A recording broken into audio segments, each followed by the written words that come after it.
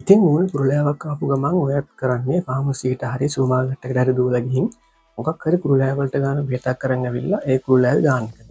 එහෙම නැත්නම් යාළුවෙක්ගෙන් අහලා ඔයා මොකද්ද ගන්නෙ නේ කියලා අහලා ඒ නම අහගෙන කුරුලෑ වල ගන්න එකද. එහෙම නැත්නම් අක්කා ගන්න එක නගේ ගන්නවා නංගි ගන්න එක අක්කා ගන්නවා කොහොම ෂෙයා කරගෙන ගන්න එකද.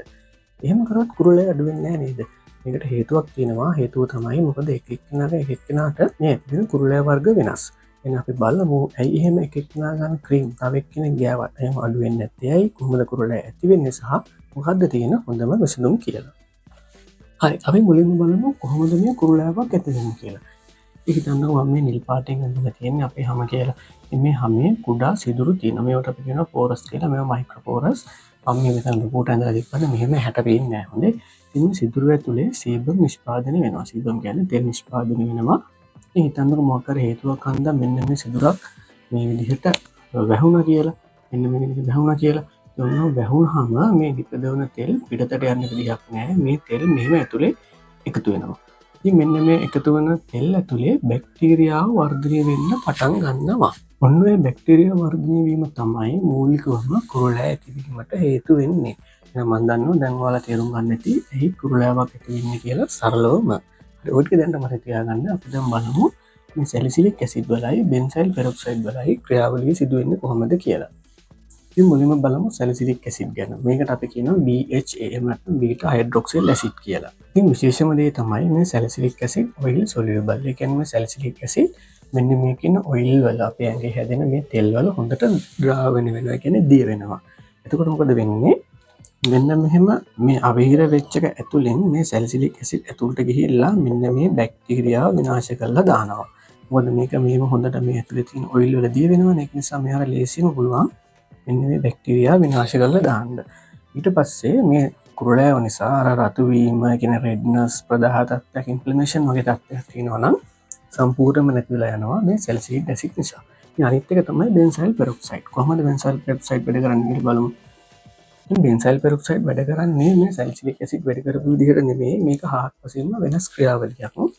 මොකද මේ බැක්ටීරියාව බයයි ඔක්සිජන් වලට. දැන් අපිට සාමාන්‍යයෙන් ඔක්සිජන් ඕනනේ. නමුත් මේ බැක්ටීරියාවන්ට ඔක්සිජන් තියෙන පරිසරයක O2 තියෙන පරිසරයක ජීවත් වෙන්න බෑ. මෙයාලට ඔක්සිජන් ආපු ගමන් මෙයාලා මැරෙනවා. ඉතින් මේ බෙන්සයිල් පෙරොක්සයිඩ් මගින් කරන්නේ මෙන්න මේ හිල් ඇතුළට ඔක්සිජන් පොම්ප කරන එක.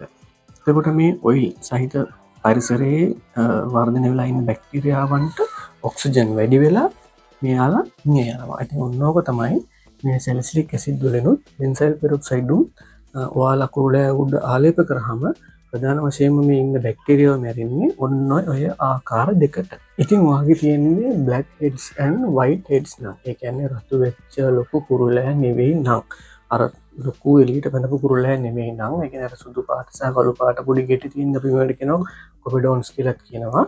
අන්න එහෙම කුරුලෑ නම් ඔයාගේ තියෙන්නේ ඔයාගේ වෛද්‍යවරයා ඔයාට කරලා ඇති සැලිසිලික් ඇසිඩ් අඩංගු ෆේස් වොෂ් එකක් හරි ක්‍රීම් එකක් හරි. ඒ වගේම ඔයාගේ තියෙන්නේ ඉන්ෆ්ලමේටරි ඇක්නි නම්. ඒ කියන්නේ අර ලොකු සැරව පිරිච්ච කුරුලෑ. කියන්නේ අර මේ ඉන්ෆ්ලමේටරි ඇක්නිස් කියලා කියන මොකට. ඒ කියන්නේ රතු වෙලා අල්ලන්න බැරි තරම් රිදෙන කුරුලෑ නම් එතකොට එතන විශාල බැක්ටීරියල් ඉන්ෆෙක්ෂන් එකක් තියෙන්න පුළුවන්. ඒ නිසා ඒ වගේ අවස්ථාවක මේ වගේ අවස්ථාවක ඔයාට වෛද්‍යවරයා නියම කරලා ඇති බෙන්සයිල් පෙරොක්සයිඩ් අඩංගු ෆේස් වොෂ් එකක් හරි ක්‍රීම් එකක් හරි. මම හිතනවා ඔයාලා මේ අවස්ථා දෙක පැහැදිලිව තේරුම් ගන්න ඇති. ඒ වගේම සැලිසිලික් ඇසිඩ් වලත් බෙන්සයිල් පෙරොක්සයිඩ් වලත් ක්‍රියාවලිය තේරුම් ගන්න ඇති කියලා. එහෙනම් අපි බලමු මේ ක්‍රීම් වර්ග දෙකම පාවිච්චි කරන්න කොහොමද කියලා. ඉතින් ප්‍රධාන වශයෙන් කියනවා නම් ඔයා මේ ක්‍රීම් දෙකම එකවර පාවිච්චි කරනවා නම් කිසිම වෙලාවක පළවෙනි ටිප් එක විදිහට මම කියන්නේ don't mix. මේ දෙක එකට මික්ස් කරලා පාවිච්චි කරන්න එපා.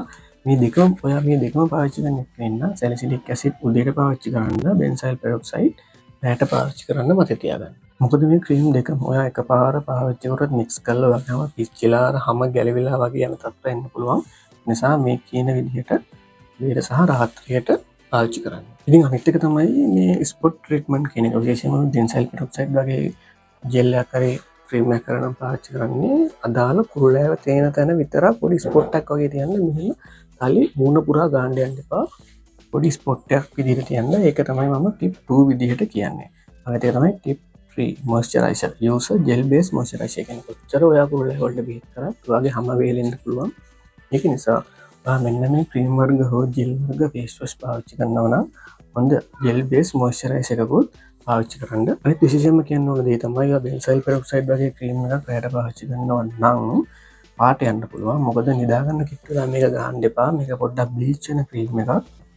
ඒක නිසා ඔයාගේ මූණේ ගාපු ගමන් ඔයා නිදාගන්න ගියොත් බෙඩ්ෂීට් වල කොට්ටු ගාලා වගේ ගෑවිලා ඒ වගේ පාට යන්න පුළුවන්. ඒ නිසා නිදාගන්න පැය දෙකකට විතර කලින් මේ ක්‍රීම් එක ගාලා තියන්න. ඒ ක්‍රීම් එක වෙයිලා ගියට පස්සේ ප්‍රශ්නයක් නැහැ. ඉතින් මං හිතනවා ඔයා මේ දෙකේ විස්තර කියන්නේ මේ බෙහෙත් වර්ග දෙකේ විස්තර හරියටම පාවිච්චි කරන්න කොහොමද කියලා දැනගන්න ඇති කියලා. ඉතින් මම දැන් මේ කිව්ව පළියට ෆාමසියෙන් ගිහින් බෙහෙත් අරන් කොහොමත් පරණ පාවිච්චි කරන්න එපා. අනිවාර්යයෙන් මේවා සමීරෝග වෛද්‍යවරයෙකුගේ විශේෂඥ වෛද්‍යවරයෙකුගේ උපදෙස්වල පාවිච්චි කරන්න. මම මෙතනින් කියල් දුන්නේ නිවැරදිව මේ පාවිච්චි කරන්න හැටි කොහොමද කියලා ඔයාලට දැනගන්න. ඉතින් වීඩියෝ එක හොඳයි කියලා හිතනවා නම් කියන්න දාන්න. මොකක් හරි වීඩියෝ එකක ගැන ප්‍රශ්නයක් තියෙනවා නම් කමෙන්ට් එකක් දාන්න. මම අනිවාර්යයෙන් රිප්ලයි කරන්න. ඉතින් එන යාළුවන්ට බලන්න ෂෙයාර් කරන්න. එහෙනම් මම ගිහින් එන්නම්. තවත් මේ වගේ වැදගත් වීඩියෝ එකක් ගමු. හැමෝටම සුබ දවසක්. හයි.